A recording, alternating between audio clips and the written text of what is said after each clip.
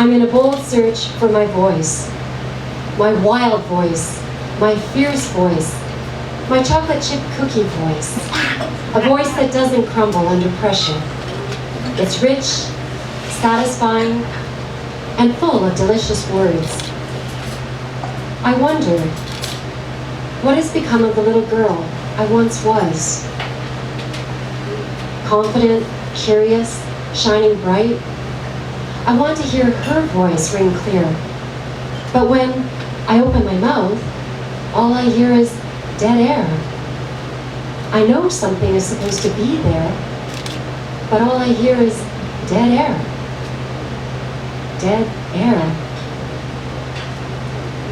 When I was 2, my mom's kitchen was tiled in 12 by 12 inch squares, beige diamonds that lay tip to tip across the floor.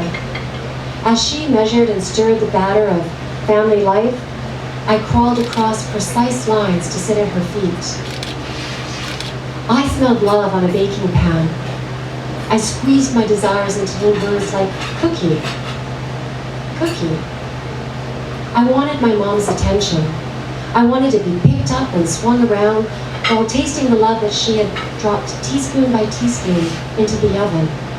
I wanted a piece of the love that I could smell, radiating out to fill the room. But my voice went unheard. An oven-knit dream grabbed, swirled on baked aroma, just out of my reach. I think maybe that was the first time I was silenced. Maybe that was the first time my mouth formed awkward vowels, my natural rhythm and cadence lost. Sounds cracked, croaked, dropped parched into silence. And I remember each birthday, I would ask for chocolate chip cookies, and what I would get was oatmeal raisin. I always seemed to get oatmeal raisins, bright packages with curly ribbons, hollow inside. I was told what was best for me, and that did not include chocolate chip cookies. My birthday wishes were blown away like the candles on my cake. My voice, not heard again. Fractured syllables startled me. Fractured dreams forked my road. So many fractured connections. My family whittled away my language until my voice reflected their vision. Good girl, nice girl, sweet little princess. My family built a cardboard box and wrapped it around me, and I became content. I was content in my cardboard box. I knew where I belonged. I would behave as expected. But as the years passed, my box began to close in. I couldn't breathe. In high school, I confused the language of acceptance with the language of fitting in. Our lockers were 6-foot rectangles of organization lined against the wall, tin soldiers standing at attention, a slot for everyone, locks included. To speak your mind was taboo. Better to go with the flow, remain unrecognizable from the dusty space beside you. I was a young woman trying to be something for everyone else. This led me away from myself, sent me underground where cruel labels abound. Name-calling boxes would drop and surround. Bookworm, brainiac, virgin, bitch, cock tease, tight ass. She's just asking for it. Look what she's wearing. She doesn't really mean no. She's easy. She's hard to get. She'll fight you all the way, but she's worth it.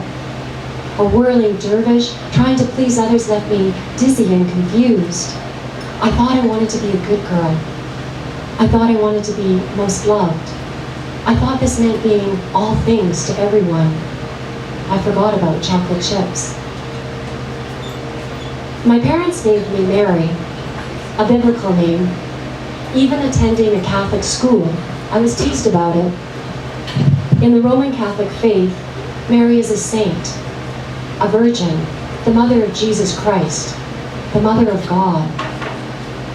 Mary, the mother of God. That's one tough name to live up to. And the unthinkable happened. This good girl became pregnant out of wedlock. Before I had a chance to taste my cookies, they disintegrated. Wedding bells rang. I protested, but no one heard my cries, muffled by the sugary sweet caramel corn of the Cracker Jack box I now found myself in. Searching for the hidden prize, I wove a path through sticky kernels. I dreamt of chocolate chips. I longed to find even a smudge of melted chocolate. I longed for the divine feminine. And in her great wisdom and humor, she delivered half a dozen testosterone cookies. I was given a blended family, each with sticky bits of chocolate for me to savor.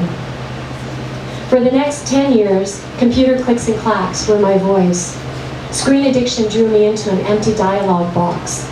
My desire for chocolate chips was replaced with a desire for more likes, more follows. I was in an age of social everything, where emoticons freeze feelings. Buggy eyes and red lips mock interaction. I use emoticons too, but sometimes I just wanted to pick up the phone and talk to somebody. I wanted to meet. I wanted to greet. I wanted meaningful conversation. Then one night, everything changed. I came across a YouTube video of a spoken word artist, and I knew my life would never be the same. My saccharine popcorn box that choked, chattered, and muzzled sound shifted. The blue sailor with his perpetual smile and furry friend had squeezed into my box long enough. I began to feel space where once I couldn't move. Stale air that fogged my brain was pushed aside. I start to listen. I never listened before. I strain to listen. I strain to concentrate. I strain to hear. I hear the whisper of my soul dance on the wind. I see the stir of intention begin to unfold gloriously like a peacock's tail.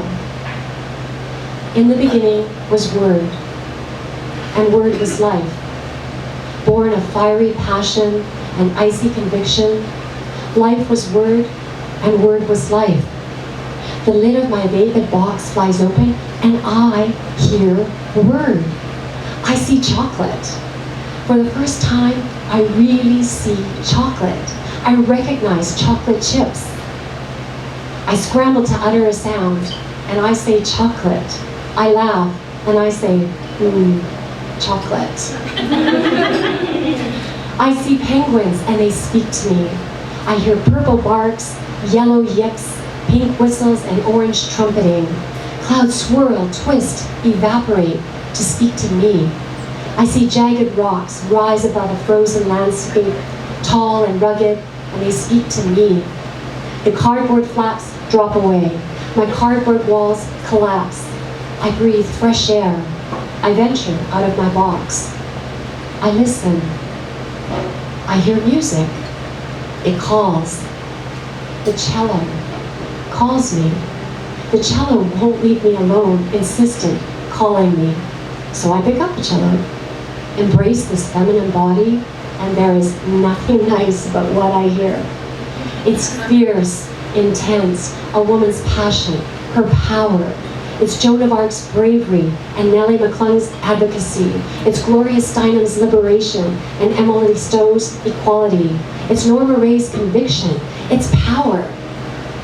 And I fight it. I'm not used to seeing. I'm not used to hearing. I'm not used to power. I'm rigid, intense.